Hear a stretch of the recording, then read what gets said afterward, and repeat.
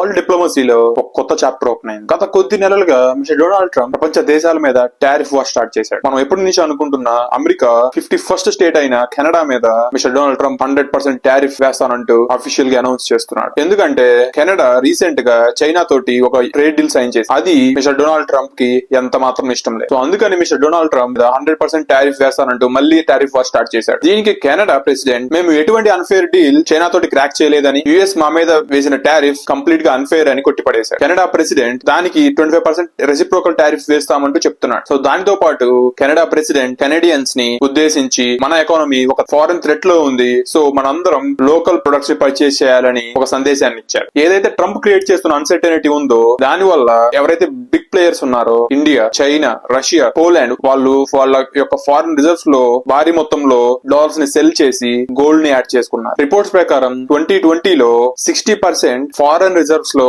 అన్ని countries dollar ని ఉంచుకున్నాయి. కానీ రీసెంట్ గా క్రియేట్ అయిన అన్సర్టనిటీ వల్ల ఆ 60% కాస్త 40% కి పడిపోయింది. కొంతమంది అనలిస్ట్ ఏం చెప్తున్నారంటే this is end of dollar ఎరా అని స్టేట్మెంట్స్ ఇస్తున్నారు. దీని గురించి మీరేమనుకుంటున్నారు నా కామెంట్ సెక్షన్ లో చెప్పండి. దాంతో పాటుగా ట్రంప్ అడ్మినిస్ట్రేషన్ ఒక స్టేట్మెంట్ ఇచ్చి దాంట్లో వాళ్ళు క్లియర్ గా ఏవైతే మా ఆర్మీ ట్రూప్స్ మీ యొక్క కంట్రీస్ లో ఉన్నాయో వాటిని బ్యాక్ ఆఫ్ చేస్తున్నామని చెప్తున్నాడు. సో ఇక మీదట మీ యొక్క యూరోపియన్ కంట్రీస్ ని యుఎస్ ఏ మాత్రం ప్రొటెక్ట్ చేయదని, మీరు మీ సొంతగా రష్యా నుంచి మిమ్మల్ని మీరు ప్రొటెక్ట్ చేసుకోమని చెప్తున్నాడు. ఏదైతే కొన్ని రోజుల క్రితం యూరోపియన్ కమిషన్ ప్రెసిడెంట్ ఇండియాతో mother of all deals sign చేయనున్నారో దాని గురించి ఒక ఇంపార్టెంట్ లీడ్ దొరికింది. ఇండియా యూరోపియన్ కంట్రీస్ నుంచి ఇంపోర్ట్ అయ్యే ఇంపోర్టెడ్ కార్స్ మీద ఇప్పటిదాకా 110% టారిఫ్ ని వేస్తూ వచ్చింది. కానీ ఇప్పుడు ఈ యొక్క ట్రేడ్ డీల్ వల్ల ఇండియా 110% నుంచి 40 కి తగ్గిస్తున్నట్టు రూమర్స్ ఉన్నాయి. ఫ్యూచర్ లో ఆ 40% నుంచి 10% కి వచ్చే ఛాన్స్ కూడా ఉంది. కానీ ఇవి ఓన్లీ ఏవైతే వెహికల్స్ 15,000 యూరోస్ అంటే అరౌండ్ 16 lakhs ఉంటాయో ఆ ప్యాసింజర్ వెహికల్స్ మాత్రమే ఈ ఎగ్జామ్షన్ ఉంది. దానితో పాటు